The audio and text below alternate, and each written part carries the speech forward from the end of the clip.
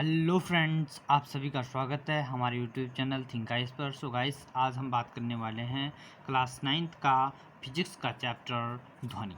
जो ये सीरीज हमने जो जारी की है, आज ध्वनि पर जो है हम साउंड पर हम बात करते हैं। तो ध्वनि के संदर्भ में निम्नलिखित कथनों पर विचार कीजिए। ध्वनि एक अनुदैर्ध्य तरंग है। किसी माध्यम में ध्वनि का संचरण माध्यम में कणों की संचरण के कारण होता है, या ध्वनि तरंगें निर्वात में भी संचरित हो सकती हैं। हमें बताना है इनमें से कौन सा सही कथन जो है बिल्कुल सही है या सही नहीं है। तो हमको क्या बताना है, सही नहीं है।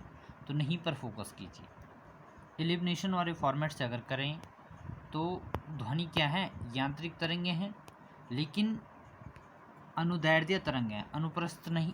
अनुप्रस्थ तरंगें हैं, अनुदैर्ध्य तरंगें, अनुप्रस्थ तरंगें नहीं हैं। तो इसका मतलब पहला कथन क्या है, स्टेटमेंट गलत है। ठीक है। किसी माध्यम में ध्वनि का संचरण क्या होता है, माध्यम के कणों के संचरण के कारण होता है। नहीं, ये भी गलत है और ये भी गलत है, क्योंकि निर्वात में जो है ध्वनि का क्या होता है, संचारित नहीं हो सकती है। तो इसका जो सही आंसर होगा वो क्या होगा, डी। यानी कि ये तीनों जो है कथन क्या है, बिल्कुल गलत है। उपयुक्त तीनों कथन जो है बिल्कुल गलत है। ध्वनि क्या है, अनुदैर्ध्य तरंग है, अनुदैर्ध्य यांत्रिक तरंग है।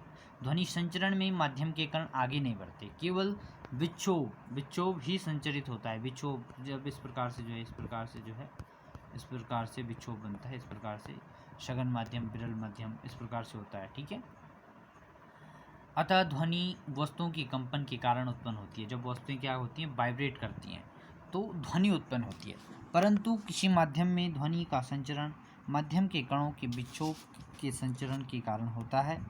ध्वनि तरंगें क्या हैं, यांत्रिक तरंगें हैं। अतः इनको क्या है, माध्यम की आवश्यकता होती है और ये निर्वात में संचरित नहीं हो सकती हैं।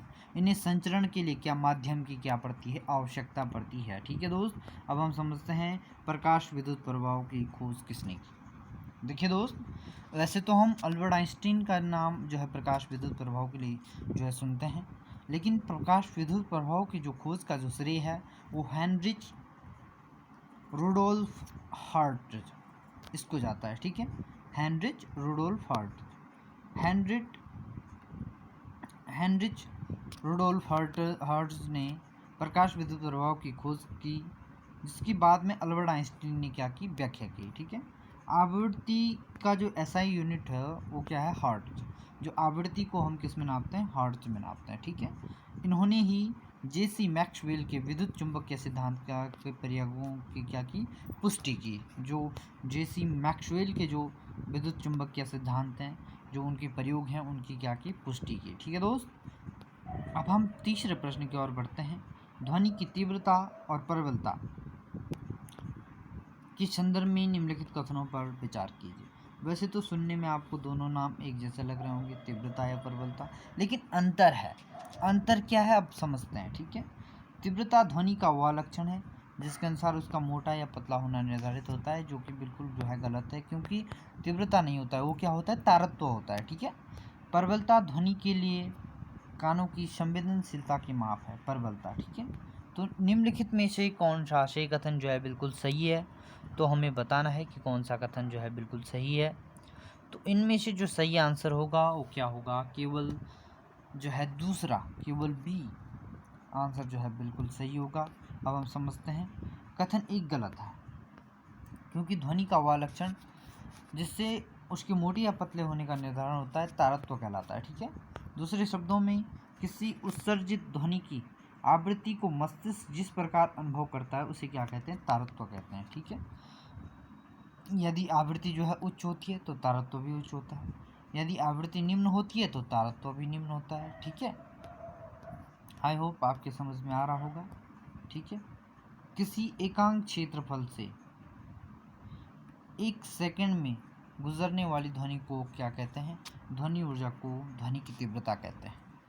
देखो, किसी एकांक क्षेत्रफल में 1 सेकंड से में जो है गुजरने वाली जो ध्वनि की जो ऊर्जा होती है उसको क्या कहते हैं, ध्वनि की तीव्रता कहते हैं। जबकि प्रबलता क्या होती है, ध्वनि की तीव्रता के लिए कानों की शारीरिक अनुक्रिया तथा संवेदनशीलता क्या है, प्रबलता है। ठीक है। यद्यपि दो ध्वनियाँ समान तीव्रता की हो सकती हैं, फिर भी हम एक को जो है दूसरे की अपेक्षा अधिक प्रबल ध्वनि के रूप में सुन सकते हैं, क्योंकि हमारे कान जो है इसके लिए क्या होते हैं, अधिक संवेदनशील होते हैं। ठीक है, आई होप आपके समझ में आ रहा होगा। चौथे प्रश्न की ओर हम बढ़ते हैं। ध्वनि की चाल के संदर्भ में निम्नलिखित कथनों पर विचार कीजिए। ध्वनि की चाल के संदर्भ में हमको जो है विचार करना है। ध्वनि की जो चाल है, अब हमको बताना है। ध्वनि की चाल प्रकाश की चाल से कम होती है। ठीक है, ठोस तथा गैसीय अवस्था की ओर जाने पर ध्वनि की चाल बढ़ती है। मध्यम में ताप बढ़ने पर ध्वनि की चाल भी बढ़ जाती है। तो हमें बताना है उपयुक्त में से कौन सा से कथन जो है बिल्कुल सही है। केवल 1 और 2, केवल 2, केवल 1 और 3, केवल 1, 2 और 3।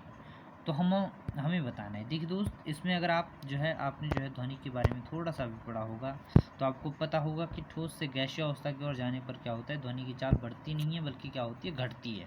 ठीक है, ठोस में सबसे ज़्यादा तो गैस में सबसे कम होगी। ठीक है, तो जब ध्वनि की चाल पर इस प्रकार से जो है चर्चा शुरू होती है तो हमारे पास सही आंसर कौन सा हो जाता है, ये बी दूसरा जो है बिल्कुल गलत है।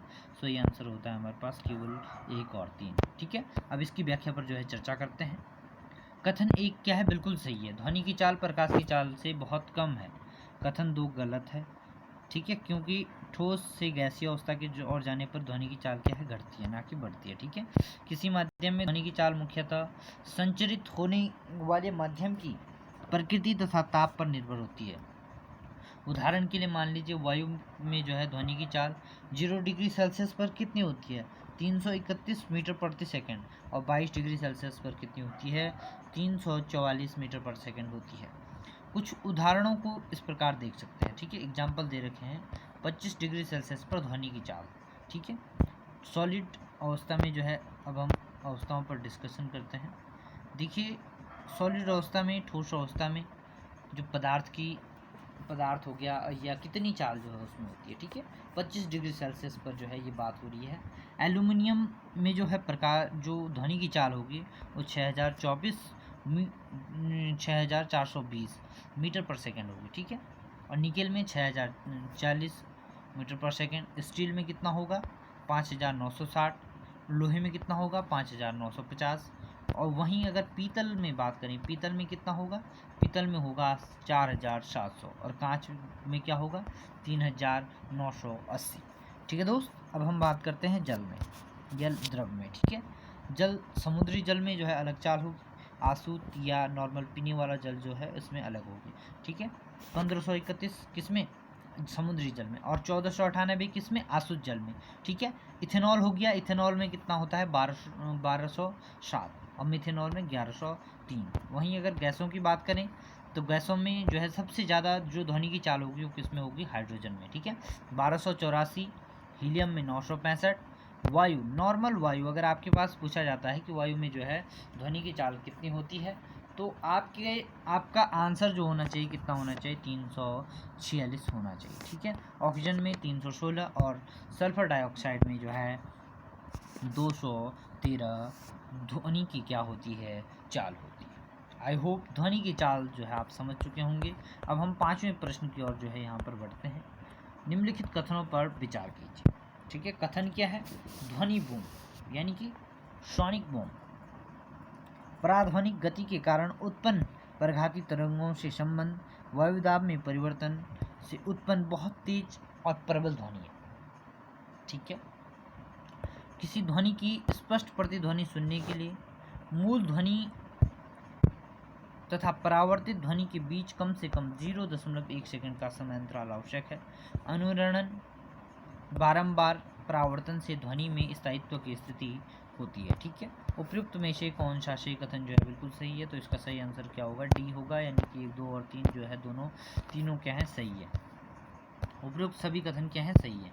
किसी वस्तु की पराध्वनि गति के कारण पराध्वनि कहाँ से उत्पन्न होगी, फॉर एग्जाम्पल जो है जिनको बोलते हैं सुपरसोनिक जो क्या है, जिनकी जो है मेक में जिनकी जो है नापी जाती है, कारण वायु में जो है प्रघाती तरंगें उत्पन्न होती हैं। एक शंकु आकार प्रघाती तरंगें जो हैं अपने पीछे छोड़ते हैं, जैसे जेट विमान जो वगैरह वगैरह जब भी उड़ते हैं तो अपने पीछे जो एक शंकु आकार प्रघाती तरंगें इनसे उत्पन्न होती हैं। इन तरंगों में इतनी बहुत अधिक ऊर्जा होती है, इन्हीं तरंगों के संबंध वायुदाब में परिवर्तन से बहुत तेज और प्रबल ध्वनि उत्पन्न होती है, जिसे क्या कहते हैं, ध्वनि बुम कहते हैं।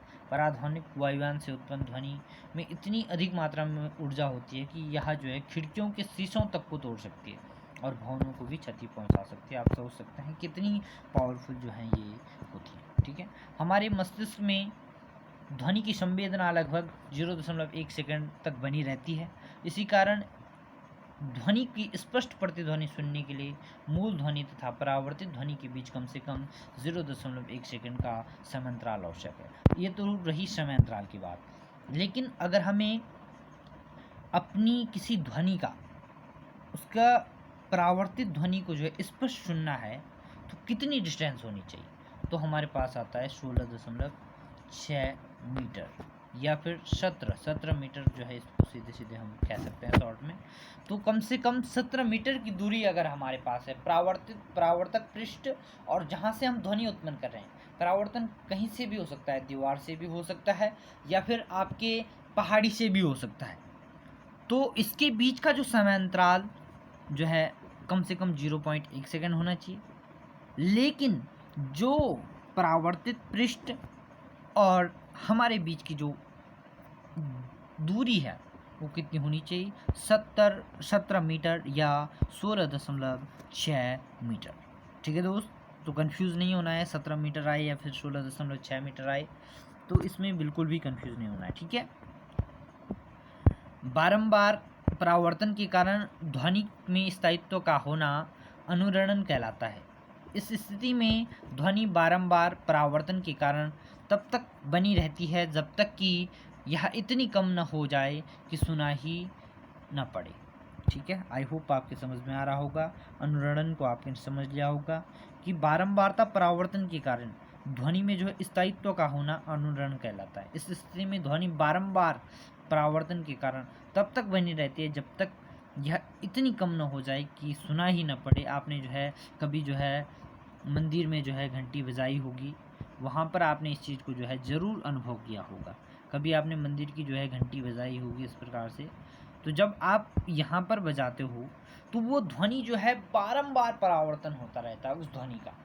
ठीक है, और तब तक होती है जब तक इतनी कम न हो जाए कि हाँ वो हमारे कानों में क्या सुनाई न दे। ठीक है, आई होप आपके समझ में आ रहा होगा। अब हम समझने की कोशिश करते हैं। प्रश्न नंबर 6, निम्नलिखित कथनों पर विचार कीजिए। स्टेथोस्कोप से चिकित्सक रोगी के हृदय की धड़कन सुन सकता है। सिनेमा हॉल की छत जो है वक्राकार बनाई जाती है जिससे ध्वनि की बारंबार परावर्तन न हो सके और ध्वनि सुस्पष्ट सुनाई दे सके। हमको बताना है इनमें से कौन सा से कथन जो है बिल्कुल सही है। केवल दो, सी एक और दो दोनों, और ना ही एक ना ही दो। तो इसका सही आंसर क्या होगा? केवल एक। ठीक है, ए। ठीक है, स्टेथोस्कोप एक चिकित्सा यंत्र है जो शरीर के अंदर मुख्यतः हृदय फेफड़ों में उत्पन्न होने वाली ध्वनि को सुनने में जो है काम आता है। स्टेथोस्कोप में रोगी के हृदय की धड़कन की ध्वनि बार बार परावर्तन से के कारण क्या है, चिकित्सक के कानों में पहुंचती है। अतः कथन एक क्या है, बिल्कुल सही है। लेकिन कथन 2 गलत है, क्योंकि सिनेमा हॉल जो है कंसर्ट हॉल या सम्मेलन जो ऑडिटोरियम जिसको कहते हैं, ठीक है, इसकी छतें वक्राकार बनाई जाती हैं जिससे कि परावर्तन के पश्चात ध्वनि हॉल के जो सभी भागों में पहुंच जाए। इसका ध्वनि की बार बार परावर्तन से कोई संबंध नहीं है। ठीक है, लाउड स्पीकर के आकार भी इसी सिद्धांत पर क्या होते हैं, बने हुए होते हैं। इसी सिद्धांत पर क्या करते हैं, काम करते हैं। ठीक है दोस्त, बहुत ही लगन और मेहनत के साथ अगर आप पढ़ोगे तो आपका 101% सिलेक्शन होगा। इसी सोच के साथ जो है आपको मेहनत करनी होगी, इसी सोच के साथ आपको पढ़ना होगा। तो अब हम बात करते हैं प्रश्न नंबर 7 की ओर हम अग्रसर होते हैं। प्रश्न नंबर 7 हमारा क्या कहता है? ठीक है, ध्वनि के संदर्भ में निम्नलिखित कथनों पर विचार कीजिए। 5 वर्ष से कम आयु के बच्चे क्या होते हैं, प्राश्रव्य ध्वनि को सुन सकते हैं। ठीक है, व्हेल मछली हो गया, हाथी हो गया, अपश्रव्य ध्वनि अपश्रव्य, जबकि डॉल्फिन तथा चमगादड़ पराश्रव्य ध्वनियाँ जो हैं उत्पन्न करते हैं। सामान्य मनुष्यों के लिए ध्वनि की जो श्रव्यता परास होती है, जो रेंज है श्रवण करने की, वो क्या होती है, लगभग 20 हर्ट्ज से जो है 20,000 हर्ट्ज तक होती है। उपयुक्त में से कौन सा सही कथन जो है बिल्कुल सही है? तो देखिए दोस्त, ये तीनों का कथन जो है बिल्कुल सही है। इसका आंसर जो है 1 और 2 और 3 जो है तीनों सही हैं। सामान्य मनुष्यों में जो ध्वनि की श्रवणता परिसर होती है वो लगभग 20 हर्ट्ज से क्या होती है, 20,000 हर्ट्ज तक होती है। बिल्कुल सही है। 20 हर्ट्ज से कम आवृत्ति की ध्वनि को क्या कहते हैं? अपश्रव्य, यानी कि इंफ्रासोनिक। ठीक है, इंफ्रासोनिक। तथा 20 हर्ट्ज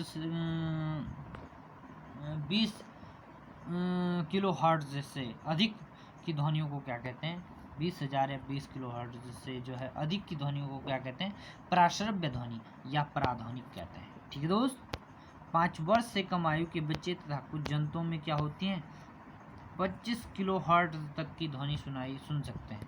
परंतु जैसे जैसे जो है व्यक्तियों की जो है आयु बढ़ती है, उनके कान उच्च आवृत्ति के लिए क्या होते हैं, कम सुग्राही होते जाते हैं। अब होते हैं राइनोसीरस या गैंडा।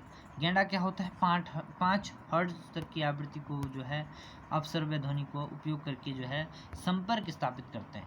अब व्हेल मछली या हाथी जो है अपश्रव्य ध्वनि परिसर में जो है ध्वनियाँ उत्पन्न करते हैं। ठीक है। भूकंप आने से पूर्व कुछ जंतु जो है परेशान हो जाते हैं। भूकंप जो है मुख्यतः प्रघाती तरंगों से पहले निम्न आवृत्ति की अपश्रव्य ध्वनियाँ जो है उत्पन्न करता है, जो संभवतः इन जंतुओं को क्या करती है, सावधान करती है कि जो है आपके लिए क्या आने वाली है, खतरा आने वाला है, भूकंप आने वाला है। ठीक है। डॉल्फिन हो गया, चमगादड़ हो गया, पाइपाइज हो गया और चूहे, इनमें क्या होता है, पराध्वनिक उत्पन्न करने में जो है ये सक्षम होते हैं। अब हम समझते हैं, प्रश्न नंबर 8वें की तरफ जो है बढ़ते हैं। निम्नलिखित कथनों पर विचार कीजिए। ऐसे भागों की सफाई में जहाँ तक पहुँचना कठिन होता है, धातुओं के ब्लॉक पिंडों में दोष की जांच के लिए, गुर्दे की पथरी को बारीक कणों में तोड़ने के लिए, तुम्हें बताना है उपयुक्त कथनों में से कौन सा से प्राश्रव्य या पराध्वनिक का जो है उपयोग किया जाता है या अनुप्रयोग किया जाता है।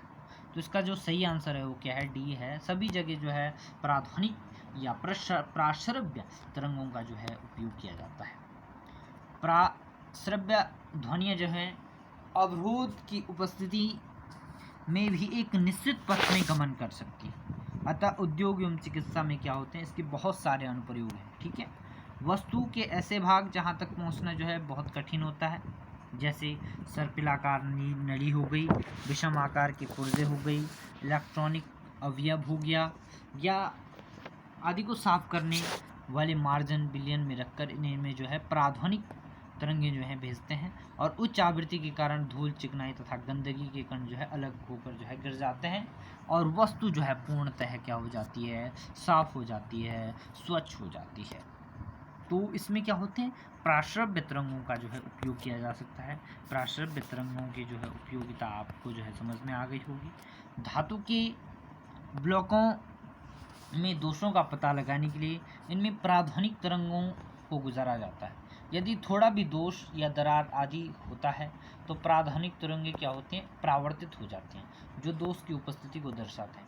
वहीं अगर साधारण ध्वनि की तरंग दैर्ध्य अधिक होने के कारण वे दोष युक्त स्थानों से जो है कुछ कोणों पर मोड़कर जो है पार हो जाती हैं। ठीक है। परावर्तित होकर लौटती नहीं, इसलिए इस कार्य के लिए जो है इनका उपयोग नहीं किया जाता है। किनका, साधारण ध्वनि का। ठीक है। पराध्वनिक का उपयोग गुर्दे की पथरी को छोटा छोटा बारीक टुकड़ों में जो है तोड़ने के लिए जो है इसका उपयोग किया जाता है, और ये बाद में जो है मूत्र के साथ क्या होते हैं, बाहर निकल जाते हैं। ठीक है। आई होप आपके समझ में आ रहा होगा, आप ध्यान दे रहे होंगे। निम्नलिखित कथनों पर विचार कीजिए। सोनार एक ऐसी युक्ति है जिसमें वायु में स्थित पिंडों की दूरी, दिशा तथा चाल मापने के लिए जो है पराध्वनिक तरंगों का उपयोग किया जाता है। चमगादड़ गहन अंधकार में भोजन के लिए जो है पराध्वनिक तरंगें उत्सर्जित करता है। उपयुक्त में से कौन सा सही कथन जो है बिल्कुल सही है? केवल एक, केवल दो, केवल एक और दो, दोनों, ना ही एक ना ही दो। तो देखिए दोस्त, हमारे पास जो इसका सही आंसर होगा, देखिए पहला जो बिल्कुल गलत है, क्योंकि जो सोनार युक्ति है इसका जो है वायु में जो है स्थित पिंड का नहीं बल्कि किसमें, समुद्र में स्थित पिंडों की दूरी दिशा जो है ज्ञात करने के लिए जो है इसका उपयोग किया जाता है। वहीं चमगादड़ जो है प्राश्रव्य तरंगों का जो है उपयोग करता है। इसका जो सही आंसर होगा क्या होगा, बी। ठीक है, अब हम सोनार को समझते हैं। कथन एक क्या गलत है, क्योंकि सोनार का पूरा नाम क्या है, साउंड नेविगेशन एंड रैंकिंग। ठीक है, रेंजिंग। ठीक है, साउंड नेविगेशन एंड रेंजिंग। सोनार क्या करता है, जल में स्थित पिंडों की दूरी, दिशा तथा चाल मापने के लिए प्राश्रव्य या पराध्वनिक तरंगों का क्या करता है, उपयोग करता है। ये प्रेषित प्राश्रव्य तरंगों का अवरोध से टकराकर लौटना और लौटने पर उसका संसूचन के सिद्धांत पर कार्य करता है। फॉर एग्जाम्पल मान लीजिए यहाँ पर जो है हमारी नौसेना का जो है जहाज़ है और यहाँ पर जो है दक्षिणी चीन महासागर होते हुए इधर अंडमान निकोबार द्वीप समूह से होते हुए यहाँ पर चीन वालों का क्या आ गया, युद्धपोत आ गया या फिर विमान आ गया। तो हम क्या करेंगे, यहाँ पर सोनार लगा रहा था। ठीक है, हम सोनार से जो है अब प्राश्रव्य तरंगे भेजेंगे और वो लौटकर जो है वापस आएंगे और हमें जो है पता चल जाएगा क्या, हमें ये पता चल जाएगा कि कोई जहाज़ जो है इसके सामने, और उसकी स्थिति, उसकी दूरी, उसकी चाल सब कुछ माप सकते हैं। ठीक है दोस्त। चमगादड़ क्या करता है, चमगादड़ जो होता है गहन अंधकार में जो है भोजन खोजने के लिए उड़ते समय क्या करता है, पराध्वनिक तरंगे उत्सर्जित करता है और अवरोधक कीट से टकराकर परावर्तन के पश्चात इसका संसूचन करता है। इससे चमगादड़ को जो है पता चलता है कि कीट कहाँ पर है और यह किस प्रकार का, अतः कथन दो भी क्या है, सही है। और एक मछली है, क्या है, पोर्पोइज। क्या मछली का नाम क्या है, पोर्पोइज। पोर्पोइज मछली भी अंधेरे में संचालन के लिए भोजन की खोज में जो है पराध्वनिक तरंगों का क्या करती है, उपयोग करती है। ठीक है, आई होप आपके समझ में आ रहा होगा, आप ध्यान दे रहे होंगे। पराध्वनिक तरंगों के संदर्भ में निम्नलिखित कथनों पर विचार कीजिए। पराध्वनिक तरंगों से मानव शरीर के आंतरिक अंगों का जो है प्रतिबिंब बनाया जाता है। इलेक्ट्रोकार्डियोग्राफी या अल्ट्रासोनिक में जो है पराध्वनिक तरंगों का क्या होता है, उपयोग होता है। उपयुक्त में से कौन सा सही कथन जो है बिल्कुल सही है, तो हमको बताना है सही कौन सा है। तो सी आंसर जो है बिल्कुल सही होगा, क्योंकि दोनों जो है बिल्कुल सही है। अब हम इसकी व्याख्या पर जो है चर्चा करते हैं। उपयुक्त तो दोनों कथन क्या है, बिल्कुल सही है। पराध्वनिक संसूचक यानी कि अल्ट्रासाउंड स्कैनर यंत्र का जो है प्रयोग करके मानव शरीर के आंतरिक अंगों का क्या किया जाता है, प्रतिबिंब प्राप्त किया जा सकता है। इस तकनीक में क्या होता है, पराध्वनिक तरंगों को शरीर के ऊतकों में गमन करती हैं तथा उस स्थान से जो है परावर्तित हो जाती हैं जहां ऊतकों के घनत्व में क्या होता है, परिवर्तन होता है। इस परिवर्तित तरंगों को जो है विद्युत संकेतों में परिवर्तित करके अंग का प्रतिबिंब जो है बना लिया जाता है।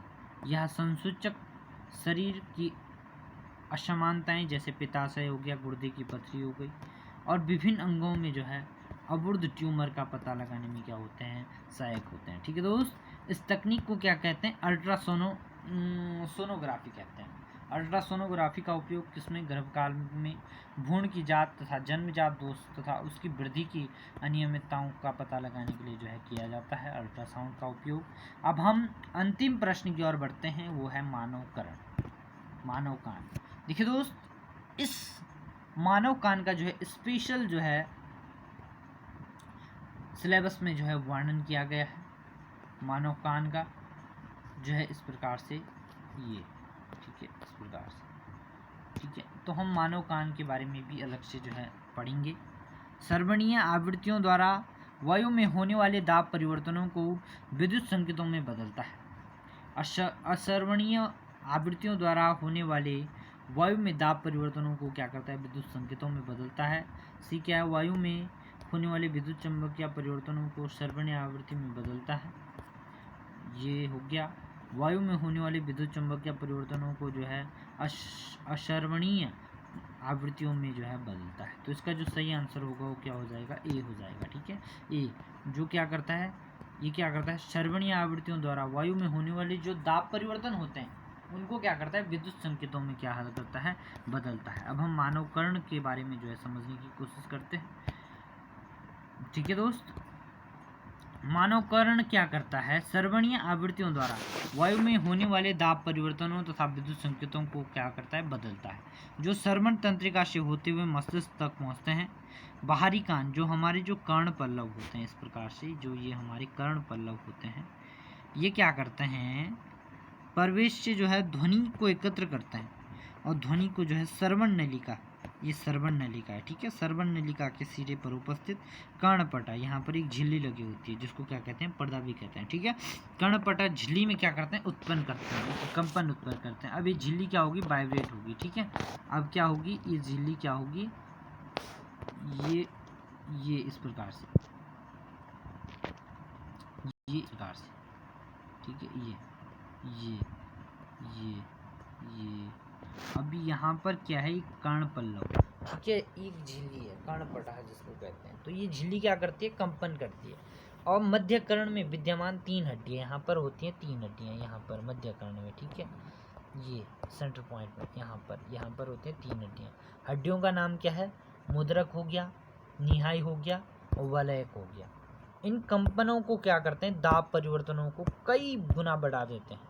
अब ये जो कंपन हो रहे हैं इनको क्या करते हैं? कई गुना बढ़ा देते हैं। आंतरिक कर्ण संचरित कर देते हैं। आंतरिक कर्ण में जो है कर्णावत होता है, यहाँ पर आंतरिक कर्ण जब अंदर जो है 3 पार्ट में बांटते हैं, बाह्य कर्ण, मध्य कर्ण, आंतरिक कर्ण, ठीक है। इस प्रकार से जो है बांटते हैं, ठीक है। तो यहाँ पर जो कर्णावत होता है उसके द्वारा जो दाब परिवर्तनों को क्या होता है? विद्युत संकेतों में जो है परिवर्तित किया जाता है। और ये विद्युत चुम्बकीय जो संकेत होते हैं श्रवण नलिका द्वारा मस्तिष्क तक पहुंचा दिए जाते हैं। अतः मस्तिष्क में जो है क्या होता है? इनकी ध्वनियों के रूप में जो है व्याख्या करता है। देखिए दोस्त, हमारी फिजिक्स जो है यहाँ पर आज कंप्लीट होती है। इसके बाद हम इन्वायरमेंट पर जो है चर्चा करेंगे। इन्वायरमेंट केवल एक ही चैप्टर है और एक चैप्टर बचता है आपका फूड, जो अलग से यूनिट बनाई हुई है किसने? आयोग ने, ठीक है। तो वो चैप्टर बहुत मोस्ट इम्पोर्टेंट हो जाता है और धीरे धीरे जो है हम समझने की कोशिश करेंगे। और जब तक आपकी परीक्षा होती है तब तक कोशिश करेंगे कि सारी जो NCERT को लेकर जो ये सीरीज हमने जारी की है वो कंप्लीट कर देंगे 16 तारीख से पहले। So please like, share and subscribe my channel. Thank you for watching.